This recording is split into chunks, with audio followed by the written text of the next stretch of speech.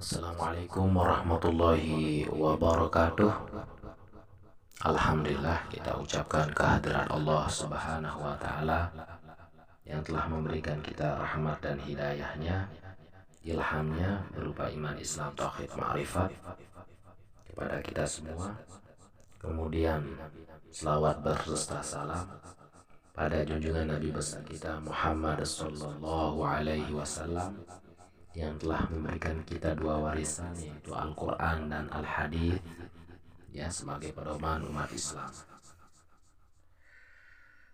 di mana kita sebagai umat Islam, ya, adalah suatu kewajiban kita dalam menuntut ilmu, yang dimana di sini dibagi menjadi 3 bagian ilmu yang dikatakan ilmu yang fardu ain. Yang pertama adalah ilmu tauhid, yang kedua adalah ilmu fikih, kemudian yang ketiga adalah ilmu tasawuf itu sendiri. Ya, karena di 3 ini memiliki kandungan kebaikan kepada kita semua selaku umat Islam. Sebagaimana dalam hadis syarif, man yuridillahu bihi khairan yufaqihu fiddin.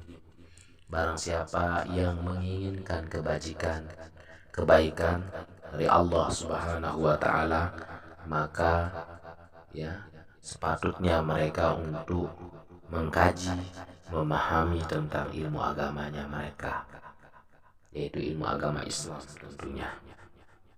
Sebelum kita lanjutkan 3 hal tersebut, diharapkan para dadu sesepuh Lombok, Nusa Tenggara Barat, kemudian Indonesia, Nusantara pada umumnya untuk mensubscribe channel Dadu Guru Sasak ini dan membagikan kepada rekan-rekan kita, dadu guru kita, ya, yang ada di Pulau Lombok, Nusa Tenggara Barat, dan di Indonesia, Nusantara pada umumnya. Semoga berkah, amin amin ya rabbal alamin. Kemudian di sini suatu kewajiban kita juga untuk menuntut ilmu, sebagaimana dalam hadis, yaitu adalah thalabul ilmi faridatun ala kulli muslimin wal muslimat. Ya, adalah wajib bagi seorang muslimin dan muslimat untuk menuntut ilmu, ya, untuk menuntut ilmu dalam sebuah hadis. Dan ini adalah bermakna bagi kita tidak ada celah-celah bagi kita untuk meninggalkan dalam menuntut ilmu itu sendiri, yaitu ilmu tauhid, ilmu fikih, kemudian ilmu tasawuf itu sendiri, ya, yang dimana pada pagi hari yang berbahagia ini kita akan membahas makna akidah, ya, dalam ilmu tauhid. Yang pertama, makna akidah, ya, dan bahayanya, ya, dan bahayanya bagi orang yang tidak memegang akidah itu sendiri. Di sini akidah itu diambil dari 2 bagian definisi, yaitu secara etimologi atau ilmu kebahasaan, kemudian yang kedua adalah secara syar'an, di mana dalam ilmu kebahasaan, ya, ini adalah yang artinya pengikatan, ya, pengikatan. Artinya dalam sebuah contoh, i'taqadtu kada wa kadzalik, saya beriktikad begini dan begitu. Maksudnya saya mengikat hati terhadap hal tersebut. Akidah adalah apa yang diyakini oleh seseorang.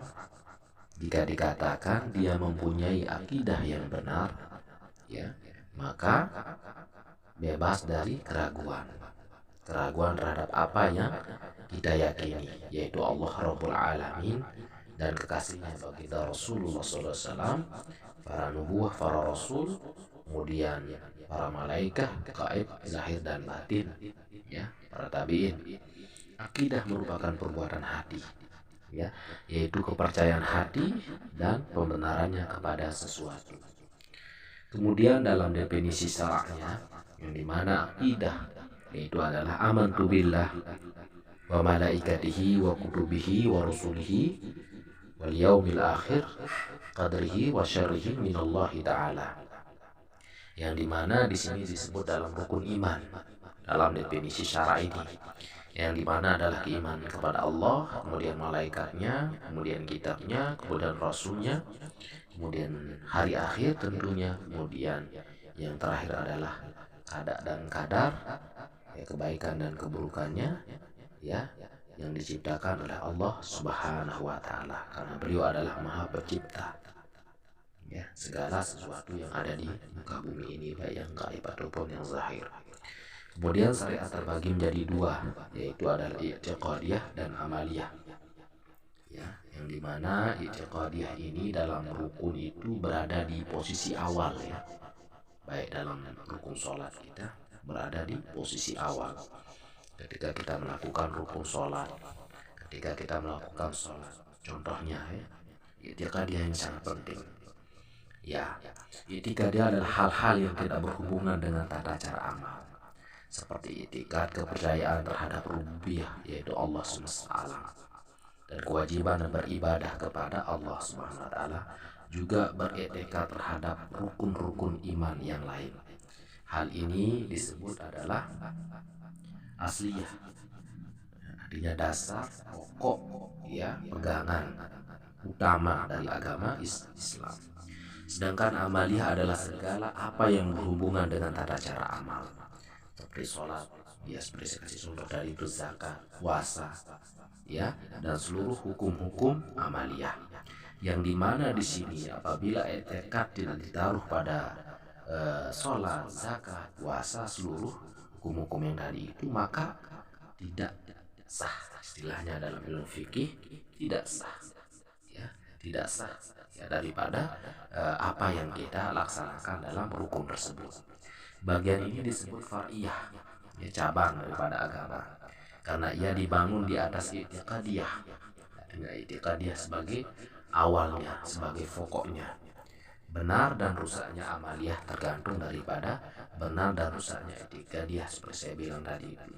Ya, kalau memang i'tiqadnya tadi itu adalah menyembah Allah, maka itu adalah suatu keputusan, suatu i'tikad yang benar.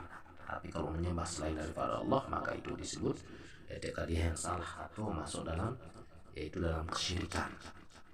Maka i'tikad yang benar adalah fundament atau dasar bagi bangunan agama serta merupakan sahnya amal. Ya, semoga ini bermanfaat. Assalamualaikum warahmatullahi wabarakatuh.